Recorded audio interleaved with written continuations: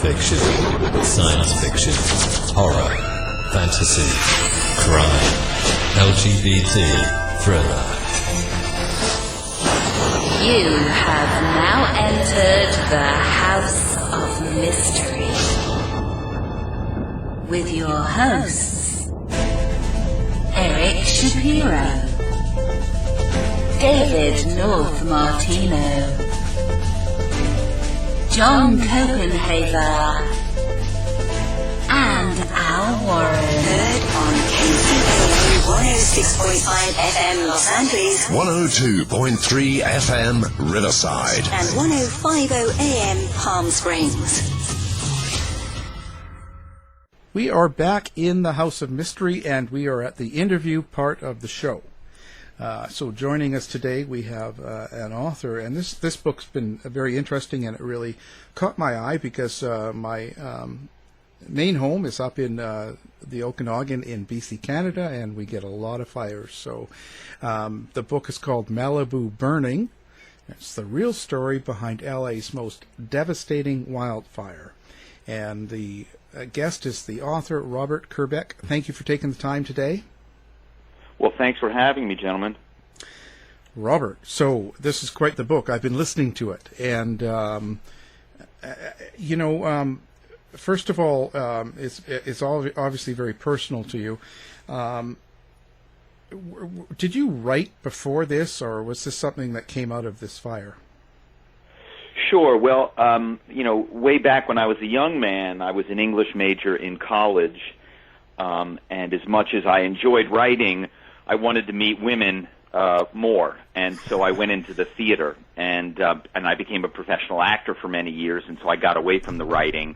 But that was really kind of the art form that I started with, and some years ago, I'm married now and settled down, and a few years back I started writing again, and started writing short stories and getting a lot of short stories published, and started a writers group in Malibu called the Malibu Writers Circle, where we have some pretty well-known writers that are members, and we had this, horrific wildfire that, roared through Los Angeles County, the worst wildfire in Los Angeles recorded history, and it started on a Thursday, and the following Monday, the New York Times, there was an email from the New York Times in my inbox, and they said, hey, we know you run this writers group, the Malibu Writers Circle. Do you happen to have any good fire stories?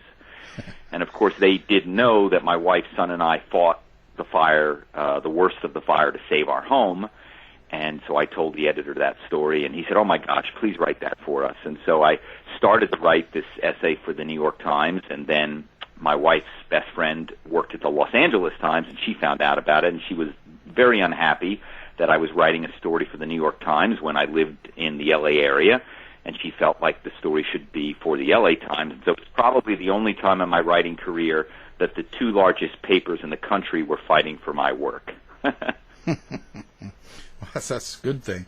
Now, so with the fires, it's an important work. What is it that you wanted people to get out of the book? Like when someone picks up your book and reads it and takes this home, so what do you want them to walk away with? Sure, I love that question. The first thing that was the most important thing to me is, everybody here is Malibu, and they think that everybody is rich and famous. And I'm here to tell you that is not the truth. And there's almost a dividing line that runs through Malibu, which is the Pacific Coast Highway. And I'm sure many of your listeners have driven up or down the Pacific Coast Highway and maybe even gone through Malibu. On the ocean side of the Pacific Coast Highway, yes, you've got some very wealthy people and some very, very famous people. But on the land side of the Pacific Coast Highway, there are actually a lot of blue-collar people, and people are surprised to find out that on the land side of the Pacific Coast Highway there are firefighters and sheriffs and teachers and broke surfers.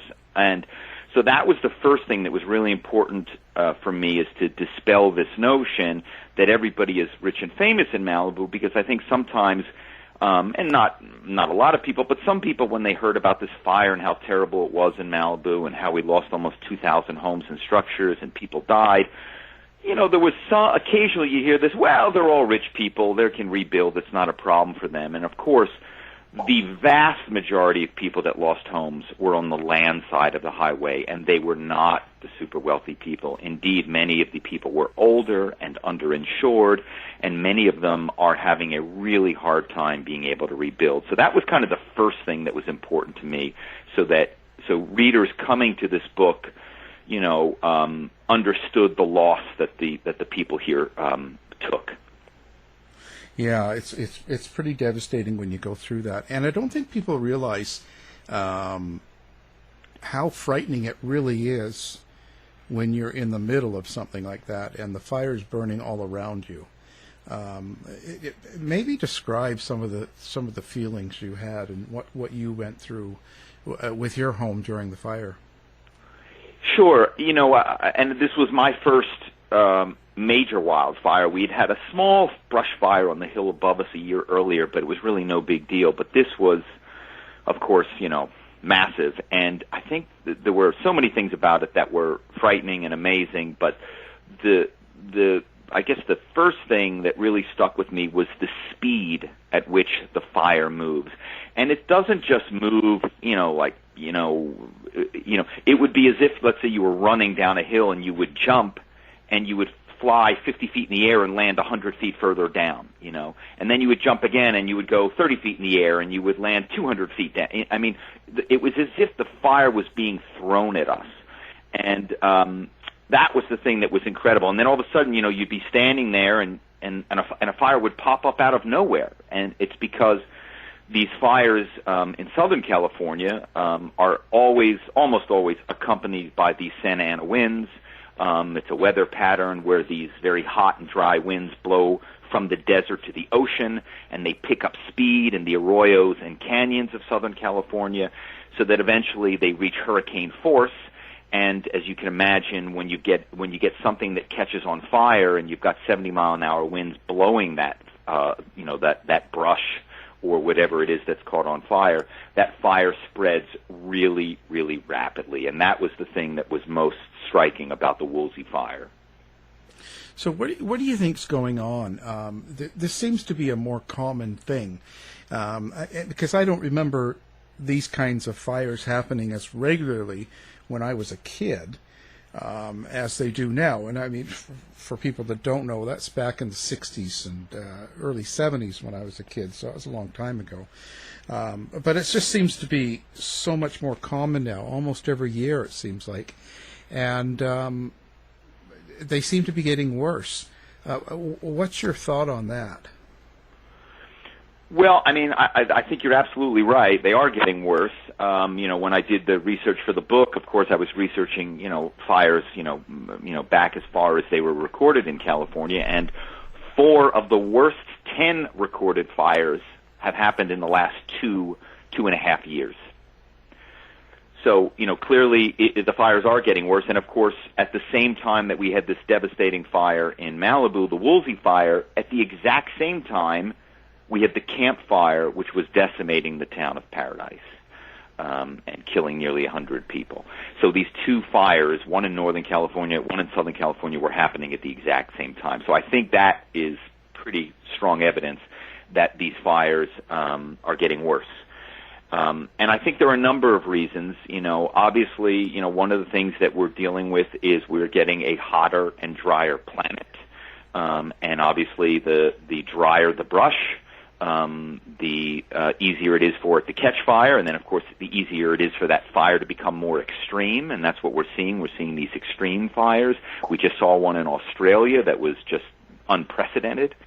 And we're also seeing, I think, a lot of fires related to the utility companies and equipment failure. We've got these grids, which are older, telephone wires and telephone poles. In Northern California, there was a failure there that started the Camp Fire, and the same exact thing happened here in Southern California. Southern California Edison, which is the utility provider for Southern California, their equipment failed, which started the Woolsey Fire. So we've got these grids which are older and aging and are not being maintained properly. And, of course, when you have a power line go down during a Santa Ana wind event, that line snaps and then it hits a piece of brush and catches it. This dry brush catches on fire, and now you have 2 horrific wildfires. So I think it's a combination of factors, one of which is sort of somewhat rectifiable, which is, we can get the utility providers to do a better job of maintaining their equipment, and the other one is a bigger picture, which is what do we do as citizens of the planet Earth to, reduce the, the global warming issue. With the whole global warming thing in the U.S., it tends to be very political. Do you see any way to get through to people that don't believe in that the world is getting warmer, or is there, because you have to get people on board in order to get this to go ahead? Yeah, and that's a great question. The U.S. is very politicized and very kind of divided, and I'm shocked by it sometimes because some of the things that people are fighting about don't seem to be that big a deal. We've with a brief segue over to our COVID-19 pandemic.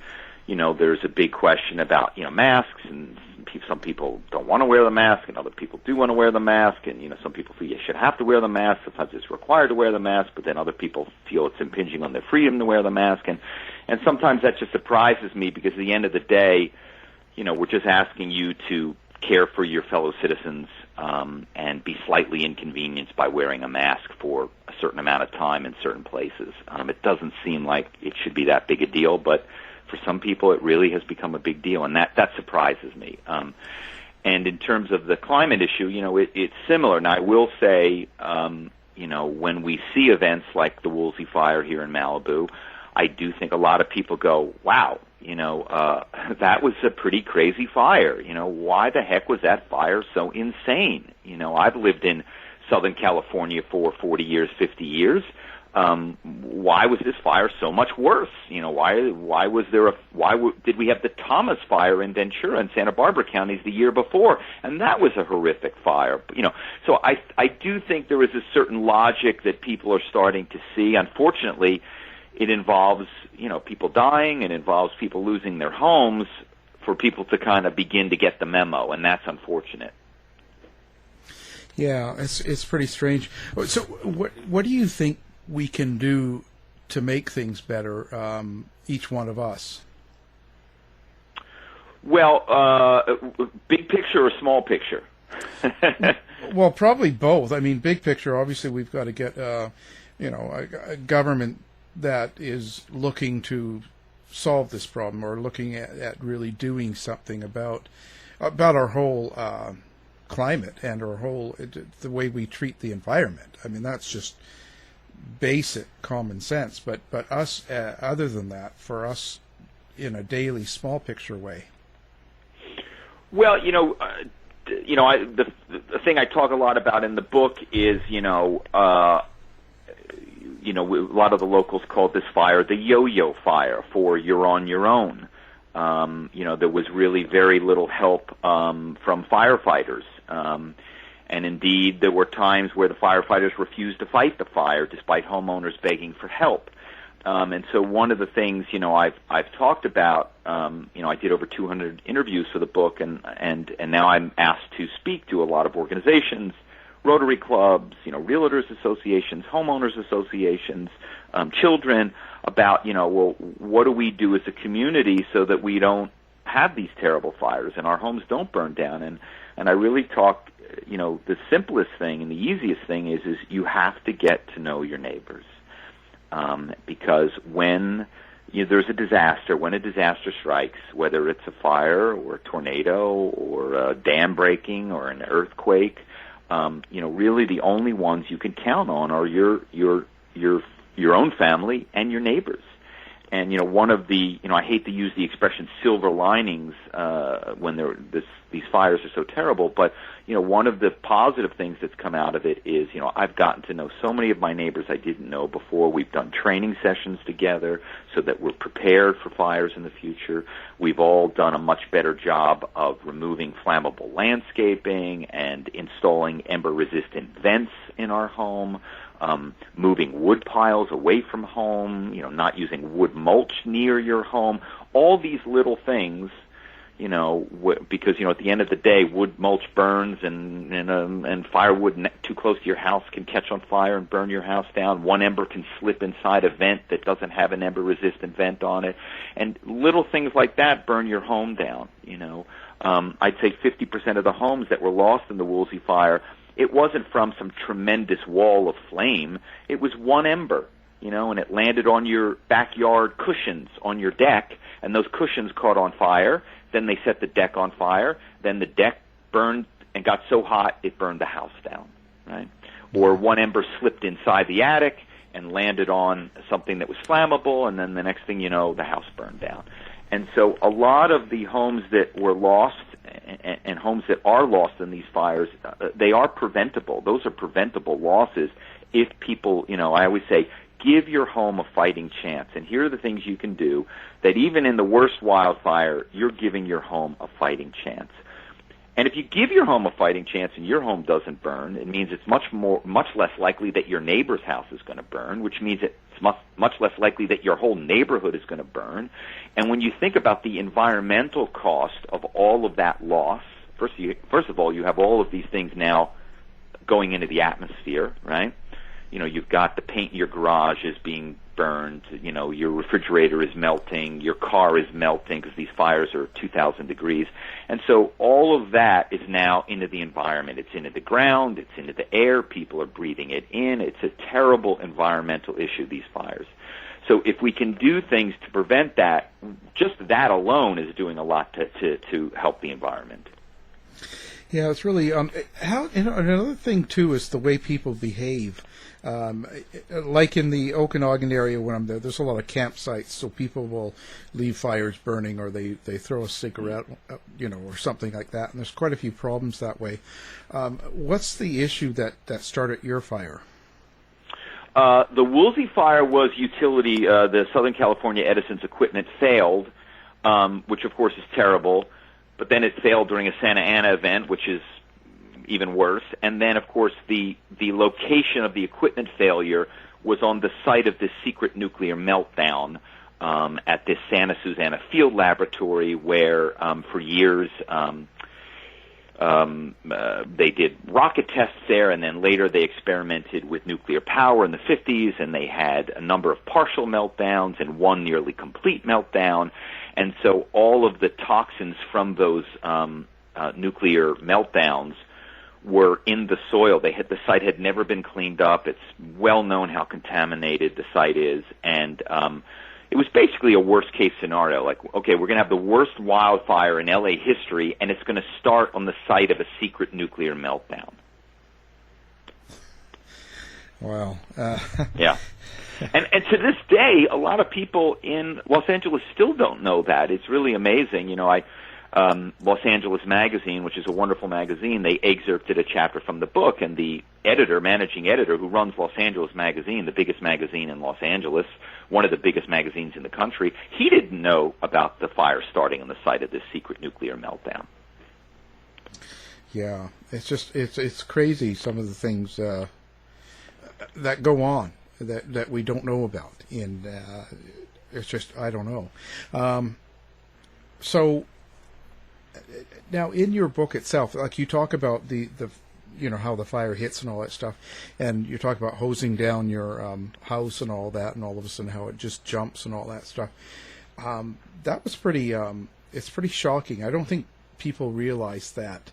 Kind of maybe give the listeners a little rundown of what you experience when you're in that situation. Well, I'll tell you, time moves fast. Time moves fast, faster than the fire moved. I mean, it is just a whirlwind Fortunately, my wife is one of those kind of calm, cool, and collected people that the world needs more of. Her father was actually a rocket scientist, and so she kind of had that scientific mind and really was instrumental in helping us because we do live in not only a wildfire-prone area. Some people call Malibu the wildfire capital of North America. Now, you can debate that, but we certainly get a lot of wildfires here. And when we bought our house, we have a Victorian home. So as you can imagine, a Victorian home is all wood. You know, there are wood decks and balconies, and there's wood everywhere. And so if any home should have burned down, it should have been ours. 17 of 19 on our street burned to the ground. But the reason that our home didn't burn was, one, we had really great brush clearance, and then I think I'd be remiss if I said we didn't have a little luck, and maybe we'll call that the second reason. But the third reason, and I think the big thing, was that we were prepared. We had equipment to fight the fire. We had a fire pump, we had fire hoses, and we had a chemical called Phos-Chek, which is the same chemical that the fire department uses. And so as the fire was approaching, we sprayed our entire house with this foam retardant. We sprayed all of our vegetation.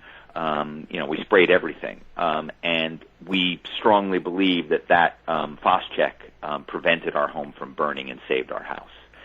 And a lot of homeowners, when I speak to homeowners events, because of course the fire department, they want everybody to evacuate right away, understandably. They don't want people staying behind and then maybe getting into trouble, and now the fire department has to try to rescue them, and now, more lives are being put at risk. So they always say, as soon as you get the word about a fire, evacuate. And then there are other people, Malibu,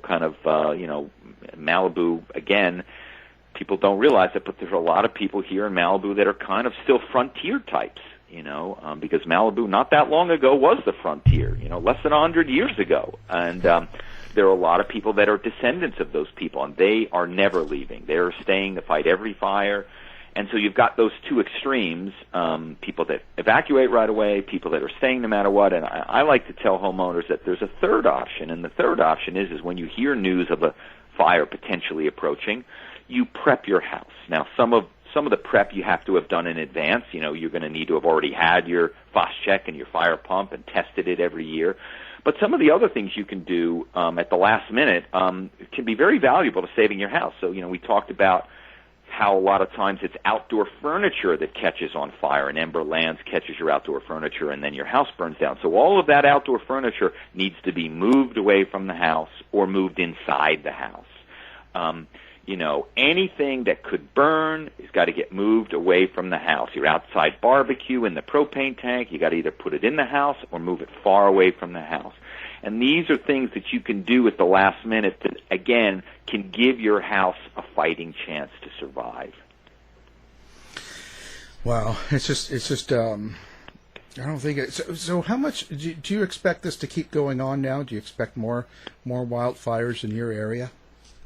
That's the question that everybody would like to have the answer to. This past year, we had so many wildfires. So many. It was like every day there was another fire. Some days there were 2 fires, and we got really lucky. I think the fire department, like I said earlier, the fire department, there were a lot of failures during the 2018 Woolsey Fire, and I think a lot of firefighters and citizens were quite disappointed with the fire department in 2018, but I think they learned some lessons from that, and one of the lessons they learned was the importance of getting aerial assets on fires right away, because once these fires get a chance to spread out with these winds, they're almost unstoppable. And I think a lot of people would say they are unstoppable. And so it's really important that they get these aerial assets dropping water or this Phos-Chek on these fires right away. And in 2019, they were very successful with that, and they prevented a number of fires, none of which were small fires, but they prevented them from becoming major fires. And one brief anecdote, I was doing a radio interview back in November, and this was a live radio show. So I'm on live radio, and my phone is blowing up, and I see it's my mother calling, and I have an elderly mom, and so, and she called once, she called twice, and all of a sudden I said, boy, I better answer this, and sure enough, she was being evacuated from it was called the Easy Fire, which was about to burn down the Reagan National Library in Simi Valley. So here I am on a live radio show about my book about the Woolsey Fire, and my mother's calling me being evacuated from this Easy Fire, right? So it just shows you how prevalent these fires are right now.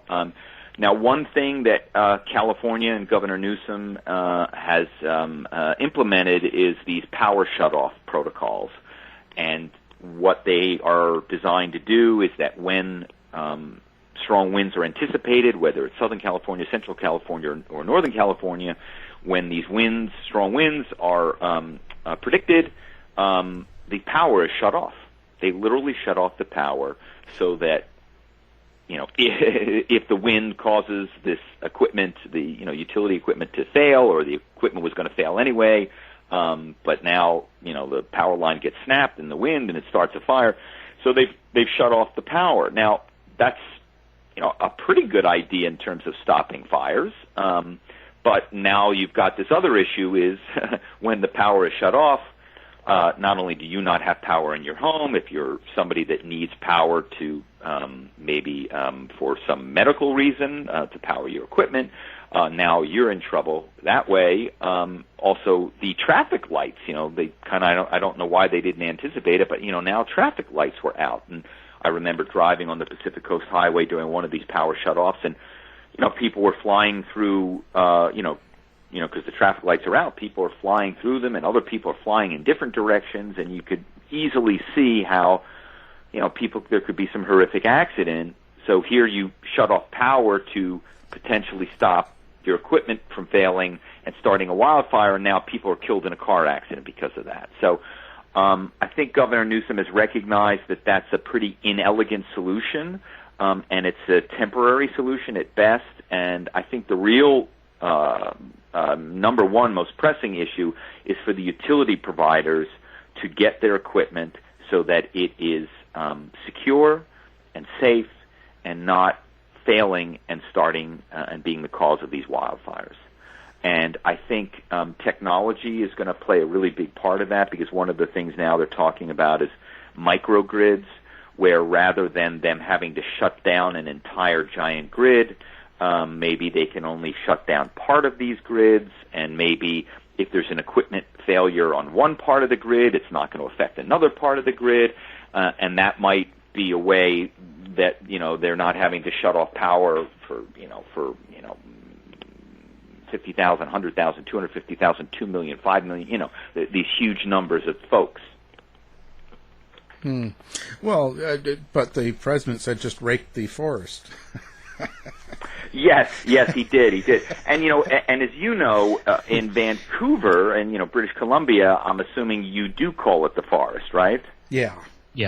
Here in Southern California, we don't call it the forest. We call it brush, right? Yeah. Because as you know, the plant life is very different here from even Northern California, which is more forest-like. Yeah, so in Southern California, you're not going to get very far trying to rake the brush. Yeah, I know. It's just it's crazy. Well, and what's also crazy about that quote from President Trump is, and I really try to be fair to everybody in my book, because I feel like there were a lot of people that were at fault, and one of the things, the land that burned in the Woolsey Fire, 25% of it was federal land. So, at the end of the day, my father always taught me, keep your side of the street clean first before you start talking to your neighbor about cleaning up their side. So 25% of the acreage that burned in the Woolsey Fire was federal land which had not been raked or cleared of brush. And I think, I think if the president wants to get the federal lands cleared of brush, that's a great idea, and then the state needs to do the same, because it's the proliferation of overgrown brush that gets drier and drier in this hotter and hotter climate, and they've done studies that show that the longer I mean, obviously the larger brush gets, right, there's just more fuel, but also the longer it grows without burning, when it does burn, there's much greater heat generated. And so that's another reason why, clearing brush on a regular basis is important, so that the brush is theoretically somewhat, not as, the fire is not going to be as intense from that brush. But it's a challenge because there are a lot of environmentalists, and I consider myself an environmentalist. But there are different levels of environmentalists. Some are more moderate, some are more extreme, and I think a little bit more on the extreme side. There are some people that don't want any of that brush removed, and their theory is that's the natural environment and that should stay the way it is. And some of those same individuals don't believe anybody should be living in these wildfire zones. And I've heard that not often, but occasionally. And I understand that, but unfortunately, those homes have been built. It's kind of like, what's the expression? The cat's already out of the bag. You're not going to remove thousands and thousands of homes from these areas. And also as a country, and I'm talking about the United States now, but I'm sure it's the same in Canada too. I'm sure if we could all draw up a map of places where it's probably not a good idea for people to live here because it's, there's a pretty good amount of danger, there'd be plenty of places we'd be moving people away from, right? We've got hurricanes in Florida, we've got tornadoes in Tornado Alley, we've got, New Orleans where, we can have the levees break and fail. There are a lot of places that theoretically, you could make an argument that human beings shouldn't be living, and one of those is the coastal communities of California. But people are there, and so we have to deal with that reality. And I think having some sort of brush clearance is necessary. So, what do you think communities can do to better educate their residents as far as what they can do to help prevent their home from burning down in a wildfire? I think that's the number one thing. I think that's the number one thing because at the end of the day, I can try to write letters to Governor Newsom, and he did write me back, and he bought my book and read my book and sent me a nice note, which is wonderful. And there have been a lot of other politicians that have read it too, which is great, and I think that's going to be helpful because there's another book out right now called Paradise on Fire about the Camp Fire, and I think it's a very good book, and I think it's a very important book, but it wasn't written by people that lived through the fire. And I hope that's something that gives my book a little something, makes it a little bit unique because you're seeing somebody that went through it and then went and interviewed all these people, and people that lost everything were willing to open up to me because they knew I lived here and that I had been through and fought the same fire as they had, so they trusted me. And I think that's the number one thing is that homeowners, like I said, you get to know your neighbors, you talk about equipment that your neighbors have, that you have, you get together, you test the equipment together. I've had a number of neighbors come over to my home. I lay out all my equipment on my ping pong table, and we look at it. They take pictures of it. They email me questions. Should I order this? Should I get that? And I wish more neighbors were doing it. I mean, it's not a ton of neighbors, but it only takes a few neighbors to stay and save their home and prevent a lot of homes from burning down. Because, as I said, if my home catches and you're next door to me, highly likely your home is going to catch. And then we get this domino effect of homes burning. So if I can stop my home from burning and you could stop your home from burning, we might save an entire neighborhood. One of my favorite chapters in the book is this actor, Kevin Dillon. You probably know Kevin. He was the star of this very funny HBO show called Entourage. And Kevin's brother, Matt Dillon, is also quite a well-known actor. And Kevin stayed behind in his neighborhood, and he and just two other neighbors, they basically drew a line in the sand of their houses on their street, and all these homes around them burned. But where they kind of stood their ground and fought the fire, not one house below them burned. They stopped the fire. That's an example when homeowners are prepared. They had fire pumps, they had fire equipment, that they were able to really do some great work, not only saving their homes, but saving their neighbors' homes as well. I was going to say, so what about the COVID-19 now and all these things where people are isolated and you can't get across the border and all that? Because quite often when these fires happen, too, we're stuck with our own firefighters, but we have others from other countries like the U.S. and quite a few of the Canadian firefighters go down for like the Malibu fire and stuff. Is this going to make this really difficult to get through these sort of events again? Well, I think so, and even before COVID-19, one of the things that happened in the Woolsey Fire, the Malibu Fire, of course, was that at the same time we had this horrific fire up in Paradise. So we had these two horrific fires at the exact same time. So as you can imagine, resources were spread incredibly thin. Then on top of that, you had, because these fires were so huge, they were spreading so rapidly, the winds were so strong, you had a lot of fire departments up and down the coast afraid to send all of their engines out in case the fire got to where they were, right? And so one of the things, they call it this mutual aid, and when fire departments put out this mutual aid call, all of the other fire departments, put down what they're doing and they go to Malibu or they go to Paradise and they assist. And of course, in many cases, they did do that, but there were also a lot more resources that stayed behind because fire departments were concerned about what happens if that fire comes here. And so the resources were spread very thin. And I think that's something that we're going to see more and more of in the future, which means that fire departments are going to be working, I think, with less resources. And then you add COVID-19 to it as well, and then there's going to be a question of, now I think if you've got your own fire department, and those guys are traveling down together, theoretically they've been living in the same firehouse together. So, theoretically, I think it would be safe as long as they're fighting. They're fighting it as one unit. They're not kind of combining with other units. I think that would be okay. And of course, when you're fighting a fire, you're outside for the most part.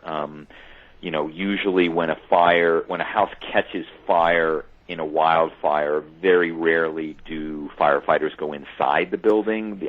Really, the only time they would go inside the building would be if they had to rescue people. Once a house catches, it's usually too late. So I think that it would be okay, but it's an unknown. It really is an unknown. Did you have a loss of life in the Malibu fire? Yes, we lost a number of people. Mm-hmm. Two of the husband, a man whose wife was very kind and allowed me to interview her, despite losing her husband of over 30 years and her mother-in-law. And her husband had basically tried to rescue his mother and get her out, and they were burned alive in their car.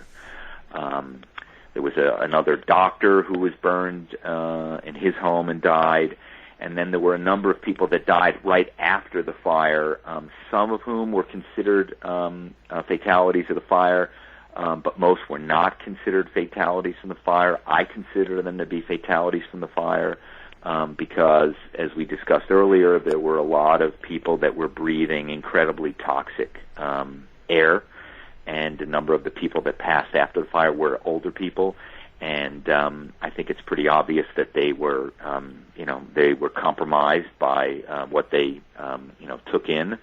I can't tell you how many people told me their animals died after the fire. One neighbor had a donkey. The donkey was pregnant. The baby donkey was stillborn after the fire.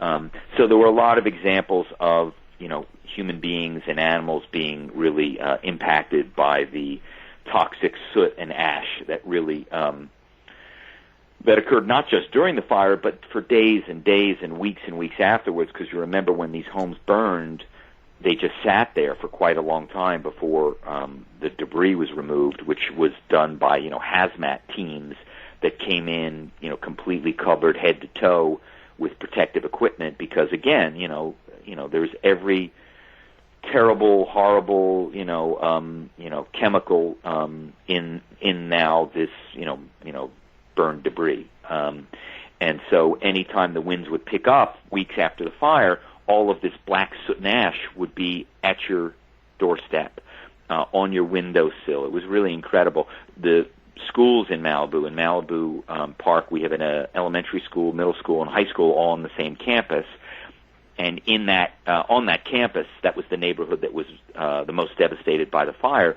So these kids now were going to school, and my son would come back and he would talk about, how every building had this, black soot and ash everywhere. And so these children were walking in it, they were touching it, they were playing in it, and they were breathing it. It's quite a process. I don't know if people realize what you have to go through when you've been in that fire, because even a lot of people that didn't lose their home still couldn't go home for quite a while. Yeah, and I'm living in, I call it the wasteland of Malibu Park, and if your listeners are going, oh boy, Malibu, boy, what a beautiful place, oh, incredible. I'm telling you, if you came to my street right now, you would not say that. Now, you might look out at the ocean and go, oh, well, that's beautiful, but boy, this guy's neighborhood is a disaster zone, which is what it is. We are a year and a half after the fire, and of all the homes that burned, only 2 have been rebuilt. Only 2 homes in a year and a half have been rebuilt. Wow. And so I try to tell people, and I try to tell my neighbors, every once in a while we still have some neighbors that have all of this flammable landscaping, these eucalyptus trees and pine trees and palm trees, which are so flammable and really spread. These trees catch, and then they are like Roman candles. And then, superheated embers go flying, and again, with these winds, these embers can travel. The deputy chief of the fire department told me an ember from a eucalyptus can fly 25 miles. Just crazy. So that's just something I try to remind people is, you do not, people go, oh, well, you have insurance.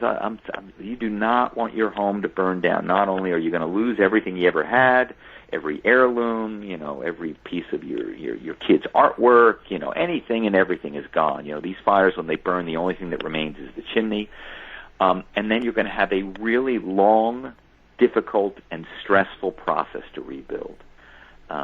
So that's where the fire prevention and some of the things I talked about earlier are really important. Make sure your home has those ember-resistant vents, don't have that flammable landscaping, don't have things right up against your house that can burn, no wood products. All of those things can make a huge difference and save you and your neighbors a lot of pain and agony. Yeah, 15 years ago, my mother's home burned down, and she was most upset about the baby pictures. That was the biggest thing to her. All the rest of it, she said, could be damned, but those baby pictures were gone forever. Yeah, and those are things you cannot get back. Sometimes people say, well, it's just stuff. It's just stuff, and I'm here to tell you, it's not just stuff.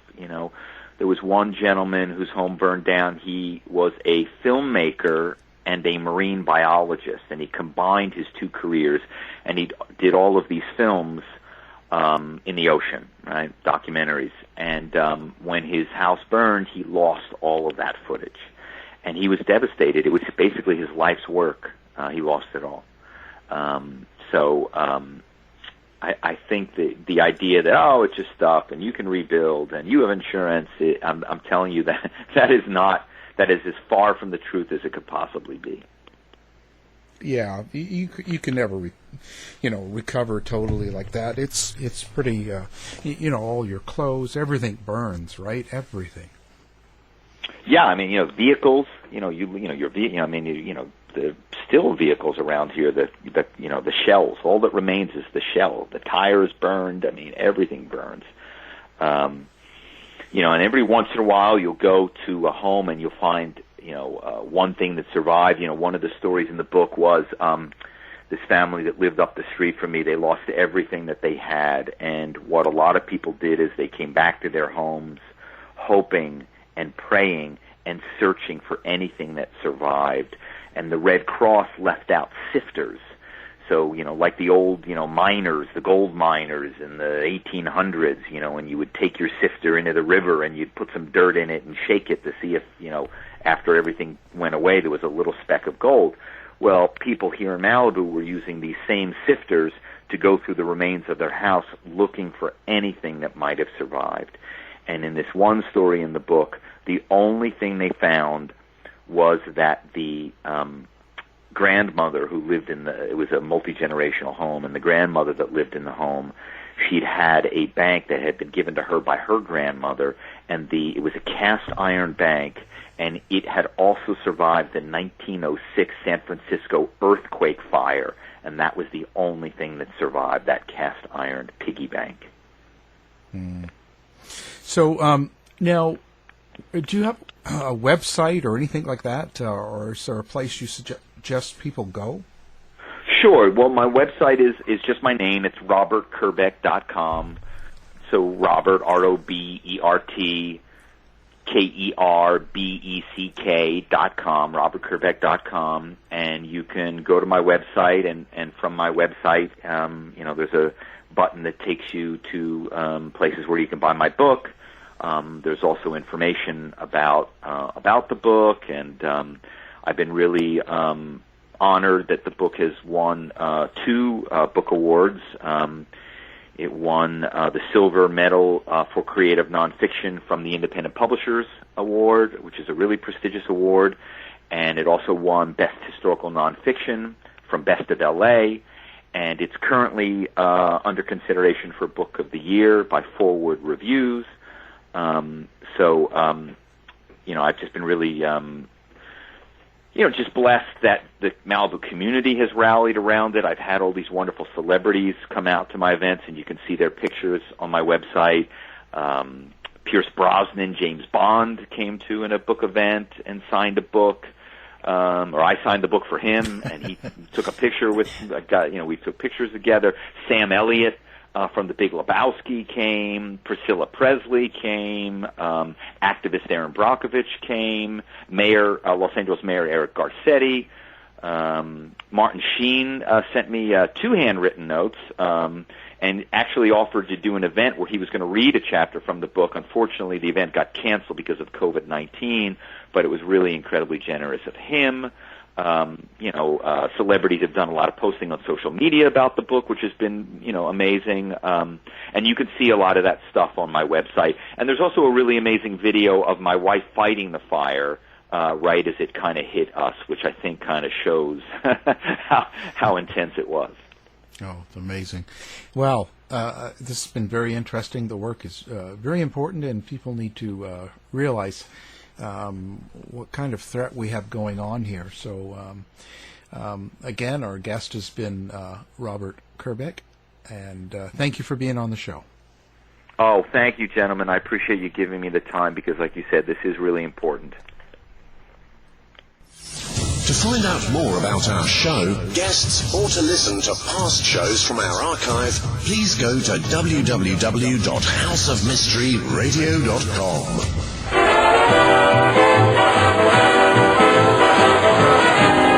The mission has been completed. The end! By George, he's got it! It is the end! I'll see you. If you're lying to me, I'll be back. This has been a production of Something Weird Media.